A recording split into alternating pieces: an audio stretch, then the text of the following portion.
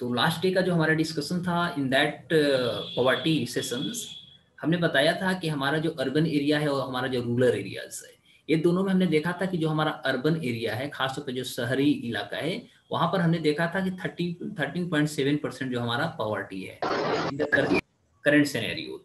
लेकिन यदि हम बात करें कि वही यदि हम रूरल एरियाज की बात करें, ठीक है, तो रूरल एरियाज में हमने देखा था कि 26% हमारा जो था पॉवर्टी अंदर था। इट मीन टू से हम कह सकते हैं कि अभी भी कहीं ना कहीं यदि हम इनइक्वालिटीज की बात करें तो अर्बन एरियाज और रूरल एरियाज में एक बहुत बड़ी अंतर देखने को मिल रहा है। ठीक है, यानी अभी भी रूरल एरियाज में देखा जाए तो कहीं ना कहीं पॉवर्टी जो है अधिक है, और अर्बन एरियाज में देखें तो कहीं ना कहीं पॉवर्टी कम है। मतलब हम सीधे कह सकते हैं 2 टाइम्स। ठीक है, यानी शहर की अपेक्षा यदि हम रूरल एरियाज में देखें तो सीधे 2 टाइम्स है, यानी उसका डबल आता है।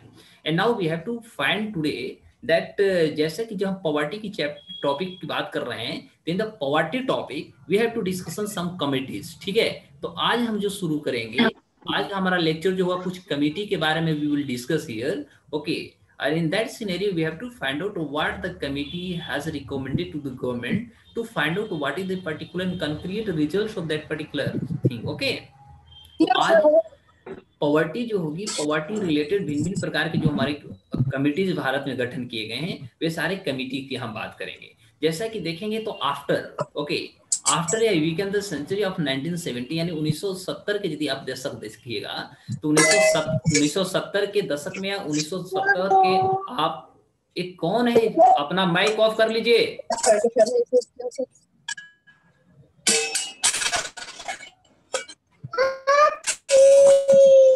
तो आप देखेंगे कि 1970 के शुरुआत में आप देखिएगा तो सबसे पहले भारत में जो था, खास तौर पर देखा जाए, अरे यार सब बच्चा उच्चा को यहीं पर उड़ाइएगा क्या? यहाँ पढ़ाई हो रही है या बच्चे को रुला रहे हैं? बार बार बोलते हैं कि यदि आपसे न हो रहा है, you are not comfortable, please don't join this class. तो 1970 में हम जब देख सकते हैं तो 1970 में हमने देखा क्या कि सबसे पहले इंडिया में जो था, जो हमारा भारत के जो खास तौर पे हम बात करें तो इंडिया की जो हमारी प्लानिंग कमीशन थी, ठीक है, तो हमारे जो पीसी था यानी प्लानिंग कमीशन थी, इन्होंने सबसे पहले एफर्ट्स किया how to measure poverty line. ठीक है, और इन्होंने सबसे पहले कोशिश किया कि भारत में जो हमारे पास गरीबी है, ये गरीबी को हम कैसे निर्धारण करेंगे।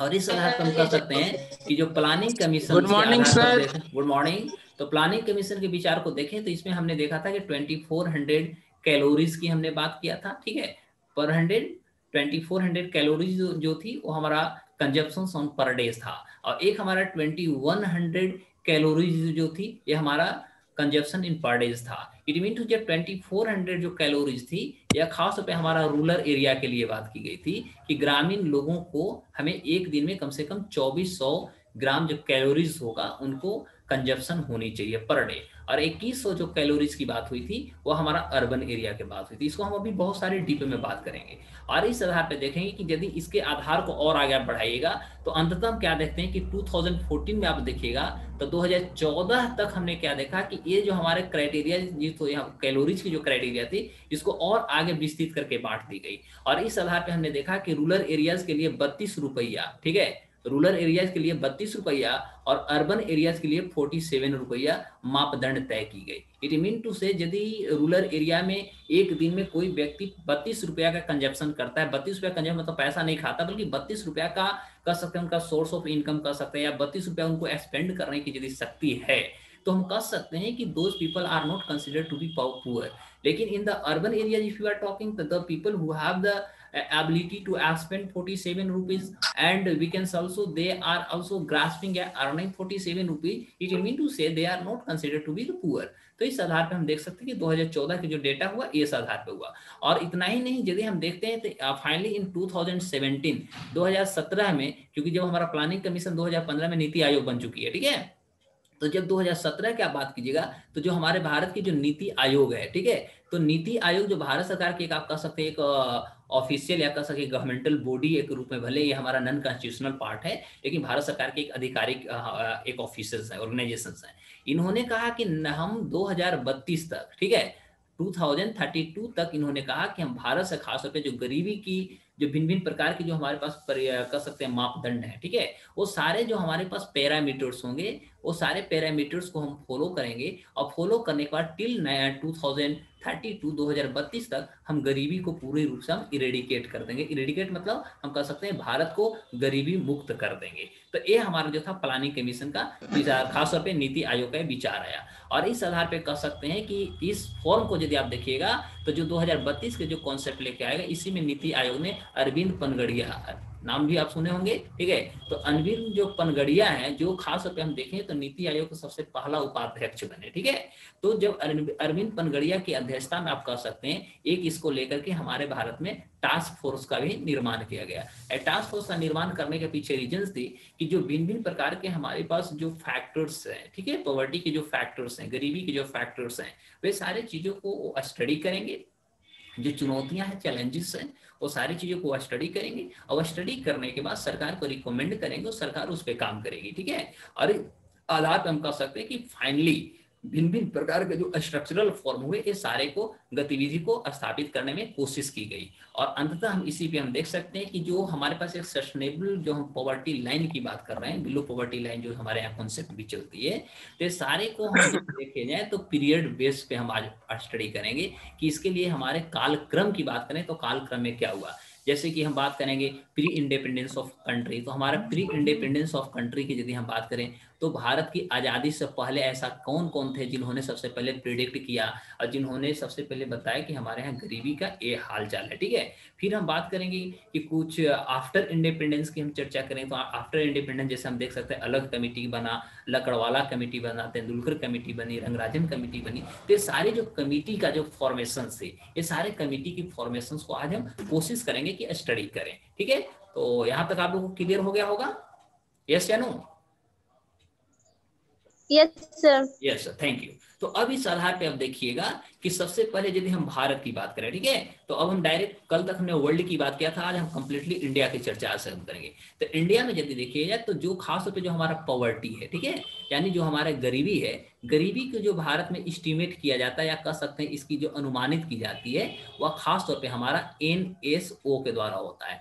NSO का मतलब होता है नेशनल स्टैटिकल ऑफिस, ठीक है। इसी को हम आगे पहले पढ़ते थे NSSO, ठीक है, नेशनल सैंपल सर्वे ऑर्गेनाइजेशन, ठीक है। तो भारत में खास तौर पे जो पॉवर्टी की जो एस्टिमेशन होती है वह पॉवर्टी की एस्टिमेशन हमारे कौन करती है? NSO, नेशनल स्टैटिकल ऑफिस करती है। जो मुख्य रूप से इसको देखा जाए तो भारत के जो हमारा मिनिस्ट्री ऑफ, ध्यान देंगे, मिनिस्ट्री ऑफ स्टैटिक्स, ठीक है, मिनिस्ट्री ऑफ स्टैटिस्टिक्स, ठीक है, एंड प्रोग्राम जो इम्प्लीमेंटेशन है, तो खास तौर पे NSO जो है वो भारत सरकार के ministry of statistics and programme जो इम्प्लीमेंटेशन है इसके अंतर्गत एक कार्य करती है। और कार्य करने के बाद भारत सरकार को आप कह सकते हैं ये रिकमेंडेशन देती है कि हमारे पास इतनी गरीबी है और उस पर सरकार भिन्न भिन्न प्रकार के कार्य करती है। लेकिन whenever we are talking about the poverty in India pre independence of our country, तो यदि हम प्री इंडिपेंडेंस की बात करें, यानी हम बात करें 1947 से पहले की हम बात करें,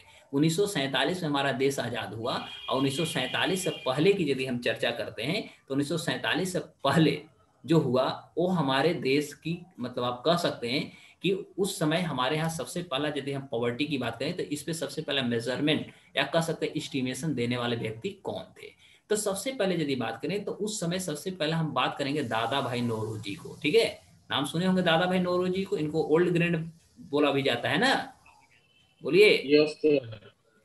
तो अब हम बात करेंगे दादा भाई नौरोजी को। दादा भाई नौरोजी ऐसे पहले पर्सन थे जिन्होंने 1867 to 68 में इन्होंने एक किताब लिखा था जिस किताब का नाम था अन ब्रिटिश रूल, यानी poverty and un British rule in India. आप लोग को पहले भी हम इनकम जब पढ़ा रहे थे, नेशनल इनकम, तो वहां पर हमने डिस्कशन किया था।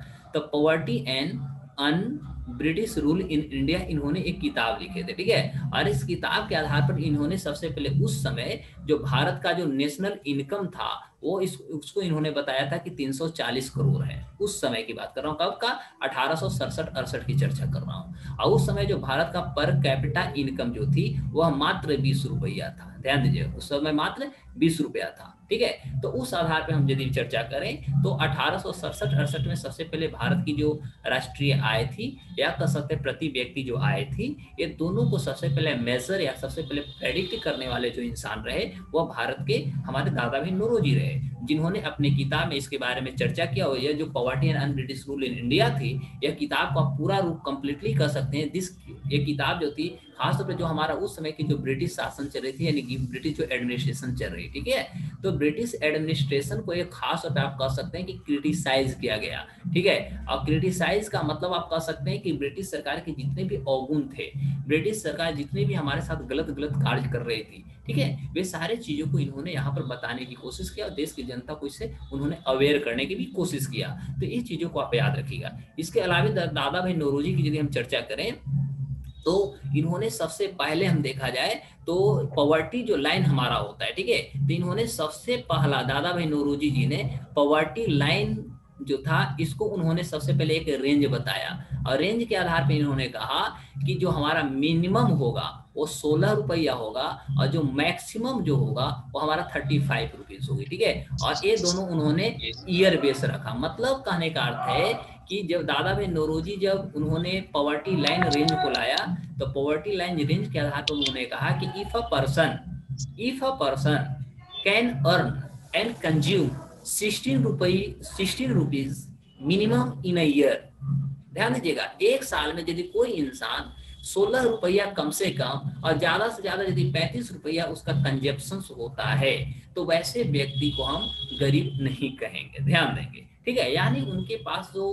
परचेजिंग पावर पेरिटी हो सकता है या उनको कह सकते हैं उनकी जो लाइफ स्टेबिलिटी हो सकती है वह उस समय 1867-68 की हम यदि बात कर रहे हैं तो 1867-68 में उन्होंने बताया कि यदि कोई भी इंसान कम से कम 16 रुपया सालाना कमा रहा है और या 35 रुपया सालाना कमा रहा है तो वह व्यक्ति अपने लाइफ को गुजर बसर करने लायक है, यानी लायबल है। तो इस आधार पर सबसे पहला यदि हम पर कैपिटा पर ईयर की चर्चा करें तो पर कैपिटा पर ईयर का कॉन्सेप्ट जो थी 16 रुपया 15 रुपया pre independence of our country on the base of poverty line, it was completely estimated by Dadabhai Naoroji. ये दादा भाई नौरोजी के द्वारा सबसे पहला कॉन्सेप्ट दिया गया था। लेकिन यदि हम बात करें उसके बाद, यानी ये तो हमारे दादा भाई नौरोजी हुए, दूसरा जो हमारा प्री इंडिपेंडेंस की बात करें तो दूसरा जो था हमारा नेशनल प्लानिंग था, ध्यान दीजिएगा, ठीक है। तो जो हमारा नेशनल प्लानिंग जो हमारा कमिटी गठित हुई थी, ठीक है, तो नेशनल प्लानिंग जो हमारा कमेटी गठित हुई थी ये 1938 में हुआ था, आप लोगों को भी पता है, हमने पढ़ाया भी है, ठीक है। तो 1938 में जो ये प्लानिंग का गठन हुआ था नेशनल प्लानिंग कमेटी, तो इसका जो हेड थे, यानी हेडेड बाय आप कह सकते हैं, इसका जो हेड थे वो पंडित जवाहरलाल नेहरू जी थे, ठीक है, पंडित जवाहरलाल नेहरू जी थे। तो पंडित जवाहरलाल नेहरू जी सबसे पहले हमने देखा कि 1938 में जब नेशनल प्लानिंग कमेटी का गठन हुआ और उनकी जब वो प्रमुख रूप से आप कह सकते हैं प्रधान थे, तो उन्होंने सबसे पहले हमने देखा क्या कि उन्होंने भी भारत के लिए जो आप कह सकते हैं कि पॉवर्टी लाइन होनी चाहिए, ठीक है, इसके लिए इन्होंने भी क्या हो, इन्होंने उस आधार पर आप कह सकते हैं कि जो हमारा मिनिमम, ध्यान दीजिएगा, जो हमारा मिनिमम जो इनकम होगा, ठीक है, वो मिनिमम इनकम को उन्होंने रखा कि कम से कम 15 रुपया और मैक्सिमम की हम यदि बात करें तो उन्होंने कहा 25 रुपया, और 25 और 15 रुपया जो थी ये हमारा पर कैपिटा पर मंथ था, ध्यान दीजिएगा, पर कैपिटा पर मंथ। यानी उन्होंने कहा 1938 में कहा पंडित जवाहरलाल नेहरू जी ने कि यदि कोई भी इंसान कम से कम 15 रुपया और ज्यादा से ज्यादा 25 रुपया यदि प्रत्येक मंथ उनकी आय है या यदि वो स्पेंड करने में अपने आप में सक्षम हैं तो those people are not considered to be poor, तो वैसे व्यक्ति को हम गरीब नहीं कहेंगे। तो आप ये दोनों जो कॉन्सेप्ट हुआ दादा भाई नौरोजी का या नेशनल प्लानिंग कमेटी 1938 का, ये दोनों का दोनों जो कॉन्सेप्ट है वहां पर हमने देखा 16 रुपया और 35 रुपया, यहाँ देखा तो वहां 16 और 35 रुपया जो थी वो हमारा अर्ली था, सालाना था, और यहाँ जो हम 15 रुपया 25 रुपया देखा ये हमारा क्या था, मंथली था। यहाँ तक सबको समझ में आ गया है? तो मैं आगे बढ़ूंगा। यस सर, यहाँ तक क्लियर है। अब हम बात करेंगे, ये तो हम प्री इंडिपेंडेंस की चर्चा कर लिया, अब हम बात करेंगे पोस्ट इंडिपेंडेंस की, ठीक है। यानी जब पोस्ट इंडिपेंडेंस हुआ, यानी जब देश की आजादी होती है, तो देश की आजाद होने के बाद भारत में जिस तरह से गरीबी की विचारधारा या गरीबी जिस तरह से हम कह सकते हैं बढ़ रही थी, तो इसको कंट्रोल करने के लिए अनेक अनेक प्रकार के हमारे यहाँ कमेटी गठित हुई। ठीक है, यानी हम कह सकते हैं जो हमारे भारत में वेरियस कमेटी गठन हुआ after independence of our country. तो इसमें जो हम सबसे पहला जो हम पढ़ेंगे वेरियस कमेटी में हम सबसे पहला जो पढ़ेंगे वीएम दांडेकर पढ़ेंगे। पहला क्या होगा?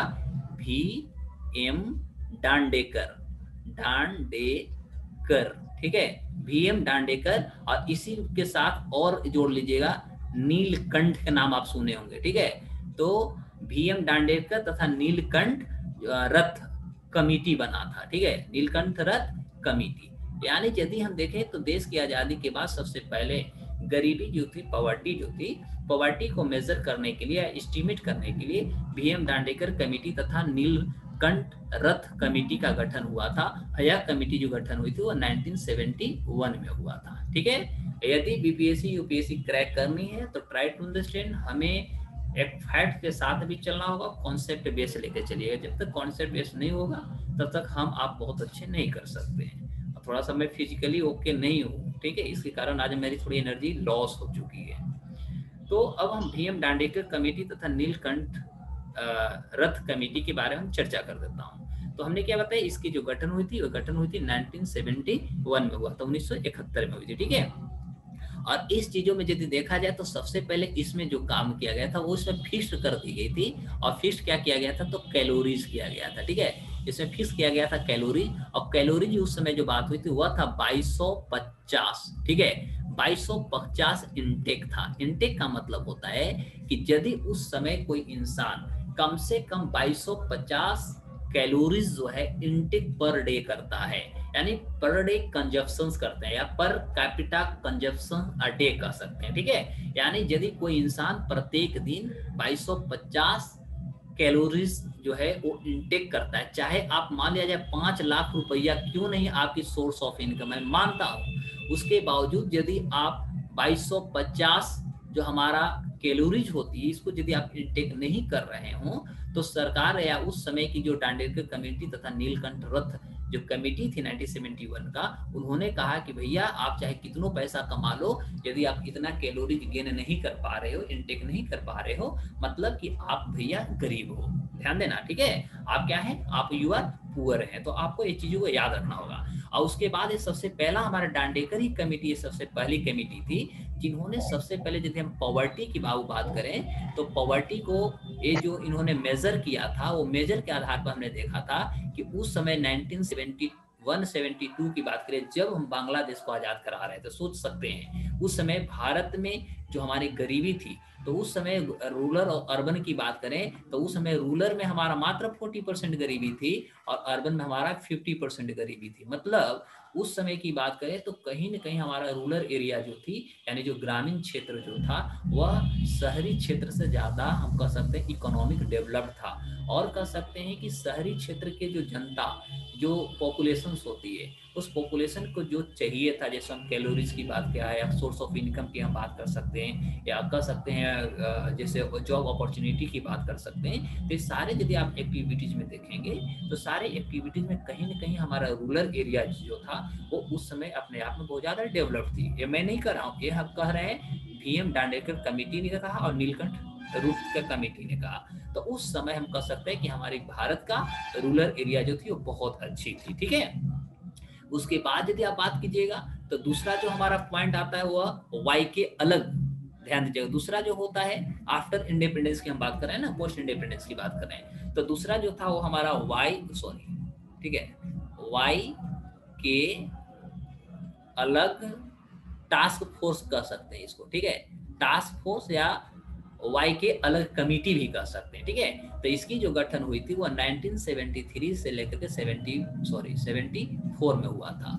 यानी 71-72 में हमने दांडेकर कमेटी देखा, और उसके बाद ठीक तुरंत 2 साल के बाद भारत में 1973-74 में एक और कमेटी का गठन किया गया जिसका नाम था वाई के अलग कमेटी। ठीक है, कोई वाई के अलग कमेटी कहते हैं, कोई इसी को टास्क फोर्स कमेटी भी कहते हैं, टास्क फोर्स आप रिकमेंडेशन या रिफॉर्म कमेटी भी आप कह सकते हैं, इसकी गठन की गई। और इसका जो गठन किया गया तो इसमें जो कैलोरी की बात हुई थी, ठीक है, इसमें कैलोरी खास तौर पे दो भागों में बांट दी गई थी। यहीं पर सबसे पहला जो कॉन्सेप्ट आया था कि रूरल एरिया के लिए हमें 2400 कैलोरीज देना होगा और जो अर्बन एरिया होगा उसके लिए हम 2100 कैलोरीज की बात करेंगे। और जो एक 2400 जो कैलोरीज थी और जो 2100 कैलोरीज थी, ये हमारा था पर डे कंजप्शन, यानी per capita per day consumption के आधार पे थी। यानी प्रत्येक दिन हर इंसान को कम से कम जो रूरल एरिया में रह रहे हैं उनको 2400 दिया जाएगा कैलोरी, उनको मिलता है तो गरीब नहीं है, और यदि कोई अर्बन एरिया है उसको 2100 यदि कैलोरीज मिलते तो गरीब नहीं। अब प्रश्न बनता है बाबू लोग कि आखिर ये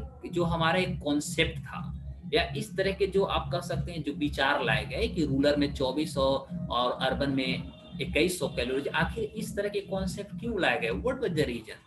तो रीजन जो दी गई थी या कह सकते हैं एक बहुत बड़ा जो एस्टिमेशन का जो फॉर्म दी गई थी, वह एस्टिमेशन का फॉर्म था कि जो रूरल एरिया के जो लोग होते हैं, चाहे मेल हो या फीमेल हो, ठीक है, वे सारे के सारे क्या होते हैं, उनके पास फिजिकल एक्टिविटी ज़्यादा होते हैं, फिजिकल वर्क वो ज़्यादा करते हैं, और ज़्यादातर वहाँ की जो जनसंख्या होती है वो agriculture allied and agriculture dependent होती है, तो जिसके कारण जो होती है उनकी कार्य अधिक करना पड़ता है। तो जब कार्य आपको अधिक करना पड़ेगा तो माइनस बात आपको कैलोरी ज़्यादा बर्न होंगे, कैलोरी ज़्यादा ब्रोकन होंगे। कैलोरीज क्या होता है? कैलोरीज मीन टू से यूनिट ऑफ एनर्जी। सबसे पहले जैसे मान लिया जाए कि हम किसी प्रकार के फैट्स लेते हैं, किसी प्रकार के कार्बोहाइड्रेट्स जो आप कहते हैं, प्रोटीन्स, मिनरल्स, विटामिन, ये सारे जो चीज़ें लेती हैं, और लेने के बाद जो हमारे बॉडी में जैसे हाइपोथैलेमस का आपने नाम सुना होगा, तो जैसे मान लिया जाए आप चाय पीते हो, गर्म लगा, या मान लिया जाए आपको कभी कभी लगता है नहीं प्यास लगी, पानी पीने की इच्छा है, तो लगता है कि नहीं भूख लगी है, अब हमको भूख लगा है, तो ये जो फीलिंग आप में आती है, ठीक है,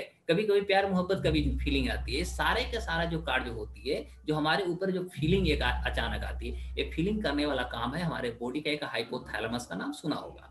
तो हाइपोथैलेमस जो होती है वो हमें फीलिंग लाती है, क्या गर्म है, क्या ठंडा है, क्या कड़वा है, क्या आपकी चल रही है दिमाग, ठीक है, तो ये सारा हाइपोथैलेमस होता है। तो इसमें क्या होती है कि जो हम 2400 कैलोरी 2100 कैलोरी को मैं थोड़ा डिफाइन कर देता हूँ। तो जैसे मान लिया जाए कि आप जो भी फैट्स एंड कार्बोहाइड्रेट्स लिया, ठीक है, और उसको लेने के बाद क्या होती है कि वो हमारे बॉडी में कहीं ना कहीं वो स्टोर हो जाता है, लेकिन at the time of fasting आप कह सकते हैं, या you are taking your meal after a long time, या डिले आप यदि ले रहे हैं, तो आप बहुत देर से यदि भोजन लेते हैं, तो in that time what you can gain the energy, तो जो आपको एनर्जी मिलती है, जैसे अभी मान लिया अभी नवरात्रा का पर्व चल रहा है, तो बहुत सारे भी फास्टिंग पे हो, लेकिन वो तो चल रहे हैं, काम तो कर रहे हैं ना, तो इसको करने के लिए उनको क्या चाहिए? एनर्जी चाहिए। तो एनर्जी क्या होता है? तो जो आपके फैट्स पहले से ही ऑलरेडी बॉडी में वो जो संचय हो चुका है, मीन्स स्टोर हो चुका है, वो क्या होंगे? वो ब्रोकन होंगे, यानी टूटेंगे, या आप कह सकते हैं वो बर्न होंगे, जलेंगे, और जलने के बाद वो हमारे एनर्जी में बदलेंगे, और वही जो एनर्जी का जो यूनिट कहलाता है वो हमारा कैलोरीज कहलाता है। इज इट ओके और नॉट? सबको समझ में आ रही है? Yes sir. Yes sir. थोड़ा सा आज मैं बायोलॉजी भी पढ़ाने लगा है। Yes sir. तो अब आगे बढ़े।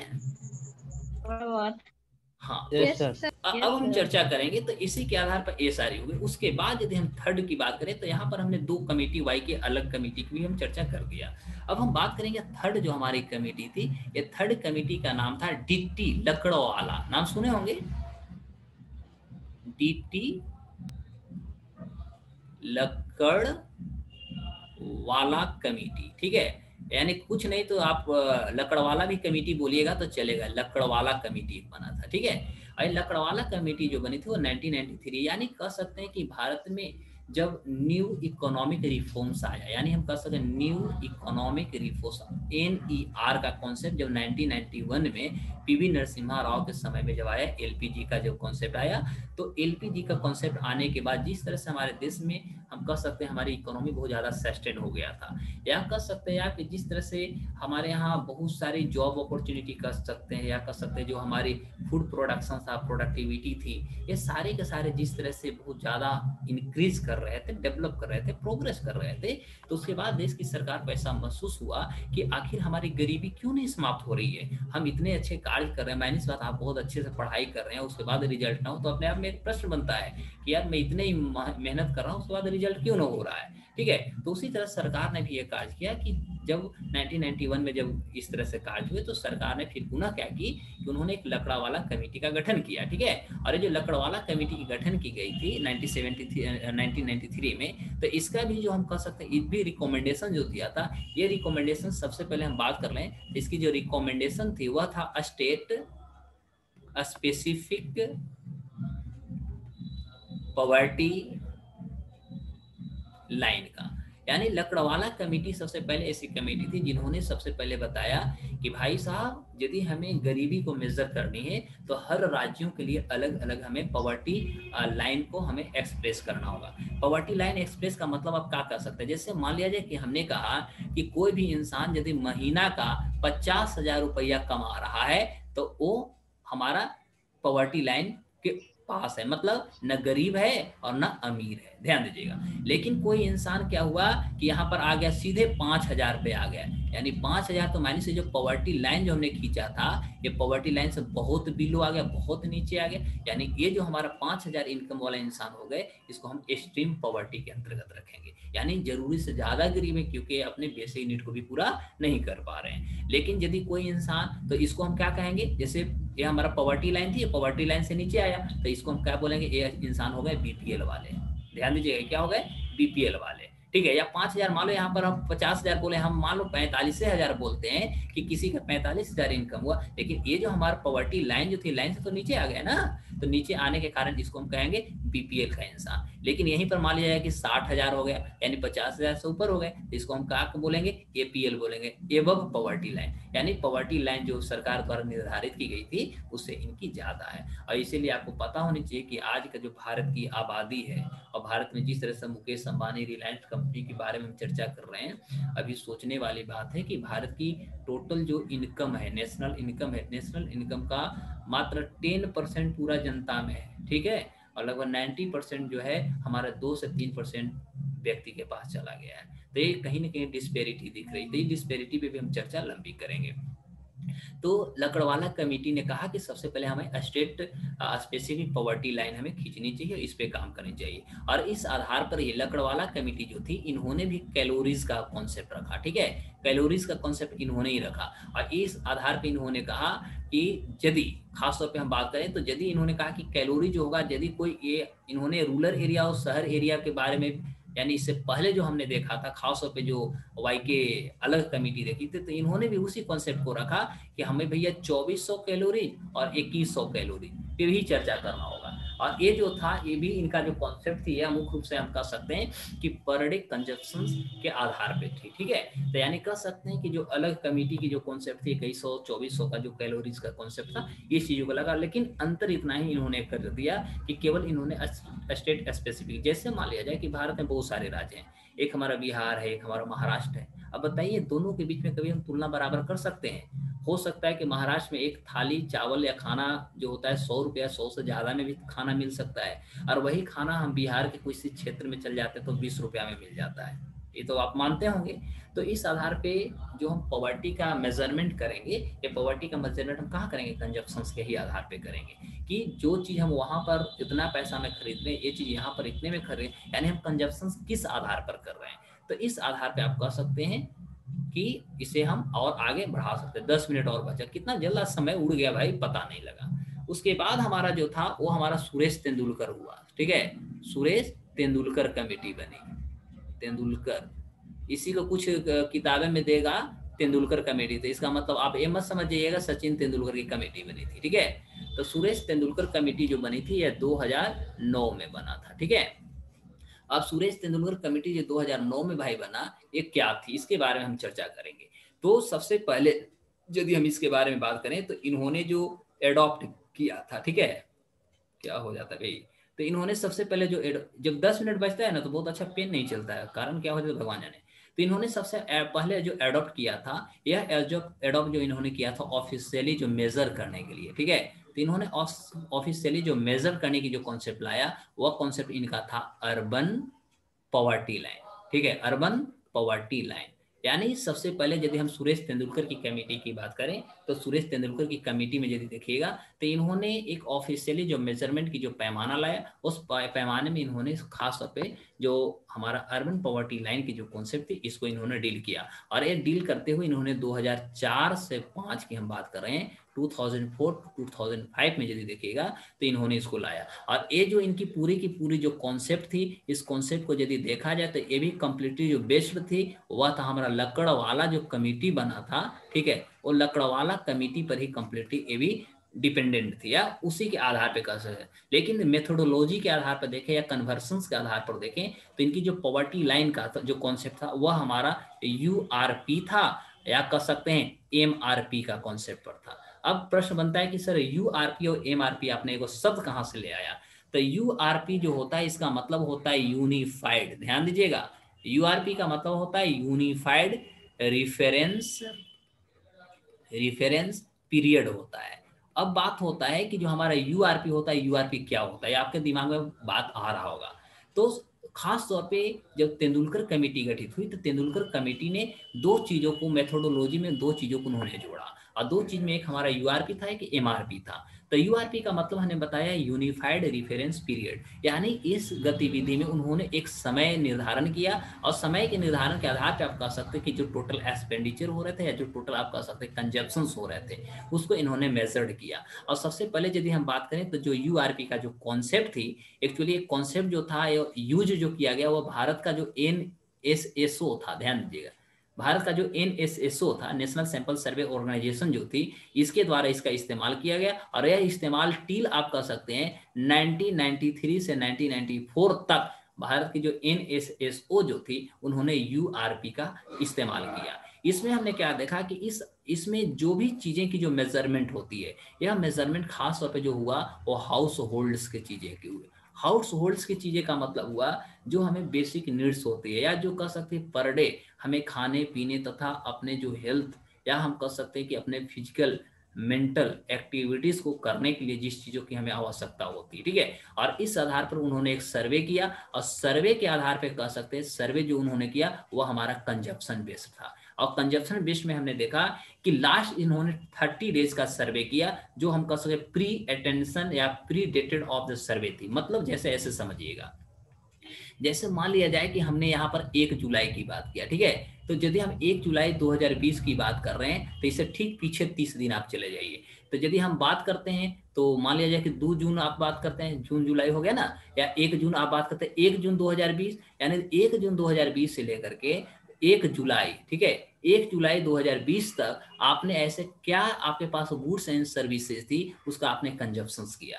और पिछला जून 1 जून से लेकर के 1 जुलाई के बीच हम ये मेजर करने की कोशिश करेंगे कि जो हमने गुड्स या सर्विसेज का जो हमने कंजप्शन किया है, कंज्यूम किया है, इसमें अभी तक इस महीना के अंतर्गत कितना इसमें प्राइस राइज हुआ। या अब हम कह सकते हैं कि 1 जून से 1 जुलाई जो बचा, अब इसमें पहले उस समय कितने व्यक्ति इसको कंज्यूम करने लायक थे और अब कितने व्यक्ति कंज्यूम करने लायक हैं। यानी दोनों के बीच में जो फाइनेंशियली स्टेबिलिटी होती है, इनइक्वालिटीज होती है, वे सारी इनइक्वालिटीज को हम स्टडी एज करने की कोशिश करेंगे। तो इसी को हम बोलते हैं यूआरपी, यूनिफाइड रेफरेंस पीरियड। यानी हम इसमें एक पीरियड ले लेते हैं कि इतने दिन में हमें ये सारी चीज़ों को देखना है कि हम कितने कंजप्शन किए और अब उसे कंजप्शन करने में कितने लोग सक्षम हैं। यहाँ तक सबको समझ में आ गया?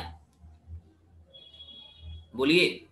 सर तो हो गया। तो अब हम चर्चा करेंगे एमआरपी। अब एमआरपी का मतलब क्या होता है? तो एमआरपी का मतलब होता है सर मिक्स्ड रिफरेंस, ठीक है, पीरियड। अब आपको लग रहा होगा कि एक मिक्स रिफरेंस पीरियड क्या हुआ। तो जो हमारा मिक्स रिफरेंस पीरियड हुआ, इसको आप यदि देखिएगा तो बीइंग यूज्ड आफ्टर 1994, यानी आफ्टर की हम बात करें तो आफ्टर 1994, 1994 तक तो हमने यूआरपी का इस्तेमाल किया। 1994 के बाद जो हमारा एनएसएसओ जो था, नेशनल सैंपल सर्वे ऑर्गेनाइजेशन जो थी, उन्होंने एमआरपी का इस्तेमाल करना चालू कर दिया, जिसको हम बोलते हैं मिक्स्ड रिफरेंस पीरियड का इस्तेमाल करना चालू किया। अब प्रश्न बनता है कि एमआरपी हमारा क्या है? तो इसमें सबसे पहले याद रखिएगा कि इस चीज़ों में यदि देखा जाए तो इसमें कुछ ऐसे भी चीज़ थे, खास तौर पर यदि हम बात करें तो इसमें 5 जो हमारा ऐसे चीज़ें थी जो हमारा नन फूड आइटम्स थे, ठीक है, नन फूड आइटम। यानी यहाँ पर जो हमने कंजप्शन किया केवल हम ईटेबल आइटम्स का इस्तेमाल किया एमआरपी में, क्योंकि हमने हाउस होल्ड की चर्चा किए थे और हाउस होल्ड का मतलब किचन रिलेटेड हो गया। अब तो आप बात समझ रहे होंगे। लेकिन यहाँ पर जब हम बात करें एमआरपी की बात करें तो यहाँ पर 5 नन फूड हमारा आइटम्स भी जोड़े गए। जैसे आप कह सकते हैं इसमें क्लोथिंग हुआ, क्लोथिंग भी किसी को बेसिक नीड्स होता है। जैसे आप कह सकते हैं फुटवेयर हुआ, तो ये भी हमारा किसी व्यक्ति का नीड्स हो सकता है। फिर आप कह सकते हैं जैसे ड्यूरेबल्स जो गुड हुए, ठीक है, ड्यूरेबल्स गुड मतलब अच्छे समय तक जो हमें हेल्प करती है, या आप कह सकते हैं आपको सहायता देती है, वो हो जाते हैं। जैसे आप कह सकते हैं मेडिकल जो हमारे पास एक्सपेरिमेंट्स होते हैं या मेडिकल आप एक्सपेंसेस कर सकते हैं, तो मेडिकल जैसे कोई लगातार बीमार पड़ रहे थे इसके लिए भी तो आपको खर्च होंगे ना, तो ये सारे जो होते हैं, इसके अलावा कुछ आपके और पार्ट्स हो जाते हैं, तो इस तरह की जो चीज़ें हो जाती हैं, ये सारे चीज़ों को हम कह सकते हैं कि नन फूड आइटम्स के अंतर्गत आते हैं। तो इसमें क्या हुआ था, यूआरपी के अंतर्गत क्या हुई थी कि खास तौर पे जो नन हमारा फूड आइटम्स थे, ये नन फूड आइटम्स उसमें ऐड नहीं की गई थी, लेकिन इसमें जोड़ा गया। और जोड़ने के साथ हम कह सकते हैं कि जो हमारे पास फूड आइटम्स थे, ध्यान दीजिएगा, जो हमारे पास फूड आइटम्स थे उसके लिए जो मेजरमेंट का जो पीरियड रखा गया, वह पीरियड हमारा 30 डेज रखा गया। कितने दिन रखे गए? 30 डेज। जैसा कि अभी हमने देखा 1 जून से 1 जुलाई, तो 1 जून से 1 जुलाई वाला जो कॉन्सेप्ट थी, यानी ये जो 5 हम चीजों को छोड़ दें, उसके अलावा जितने भी हमारे पास टेबल आइटम्स हो गए, वे सारे हमारे 30 डेज पे उसको मेजर करेंगे। यदि हम देखते हैं कि मान लिया जाए कि हमारा 1 मार्च से लेकर के हम 30 मार्च के बीच में देख रहे हैं, तो 1 मार्च के कितने लोगों ने क्या कंजप्शन किया, 30 मार्च को उसको कितने लोग कंजप्शन करने में सक्षम है, ठीक है, तो ये हमारा फूड आइटम्स हो या ये हमारा 30 डेज का काम करेगा। लेकिन ये जो खास तौर पर हमारा नन फूड आइटम्स हैं, जो 5 हमारे पास नन फूड आइटम्स हैं, इसको लेकर के जो पैरामीटर्स तय की गई और इसको कंजप्शन के आधार पर जब इसको पैरामीटर्स लाई गई मेजरमेंट का, तो इसके लिए 365 डे रखा गया। यानी यदि हम बात करते हैं तो 1 जुलाई, ध्यान दीजिएगा, 1 जुलाई 2020 की यदि हम बात करें या 2020 की जुलाई की बात करें, तो ठीक इससे आप पीछे जाइएगा जुलाई 2019 में। यानी 2019 के जुलाई में ये सारे जो क्लोथिंग हुआ, फुटवियर हुआ, ड्यूरेबल गुड्स हुए, मेडिकल जो एक्सपेंसेस हुए, इसको कितने लोग सक्षम थे इसे चलाने में, या कितने लोग सक्षम थे इसे लायबल करने में। अभी वर्तमान की परिस्थिति देखी जाए तो जुलाई 2020 में इसको कितने लोग मतलब एडॉप्ट करने में सक्षम है, ठीक है। तो इस आधार पर यदि हम चर्चा करें, तो इस आधार पर सबसे पहले हम देखें कि इसको खास तौर पे ऐसे जो चीज़ें थी नन ड्यूरेबल, या कह सकते हैं नन, जो हमारे पास ये आप क्या बोल सकते हैं इसको, जो नन हमारे पास फूड आइटम्स थे, ठीक है। तो इस सारे चीज़ों को खासतौर पे इसके लिए 365 डे यानी 1 साल इसके लिए पीरियड रखी गई। तो ये जो कॉन्सेप्ट है पूरा का पूरा सुरेश तेंदुलकर की कमेटी में लाई गई। उसके अलावा यदि आप देखिएगा तो फिर इसके बाद हम देख सकते हैं कि रंगराजन भी कमेटी बनी, ठीक है, रंगराजन एक कमेटी बना। अब बात होती है कि रंगराजन कमेटी क्या थी, तो रंगराजन जो कमेटी थी मुख्य रूप से सबसे पहले जो था उन्होंने सेपरेट किया, ठीक है।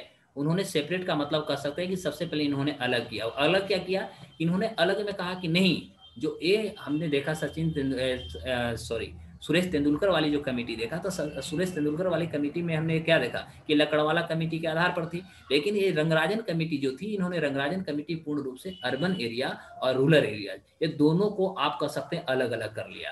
और जिसमें हम देख सकते हैं कि जो लकड़वाला कमेटी जो थी उसको सिमिलर किया गया, लेकिन यदि हम तेंदुलकर कमेटी को देखते हैं तो इसको डिसिमिलर कर दी गई। किसमें? रंगराजन कमेटी। मतलब हम कह सकते हैं कि लकड़वाला कमेटी की जो कॉन्सेप्ट था उसको कहीं ना कहीं रंगराजन कमेटी ने एक्सेप्ट किया, स्वीकार किया, लेकिन जो सुरेश तेंदुलकर की जो कमेटी का जो कॉन्सेप्ट थी, इस कमेटी को उन्होंने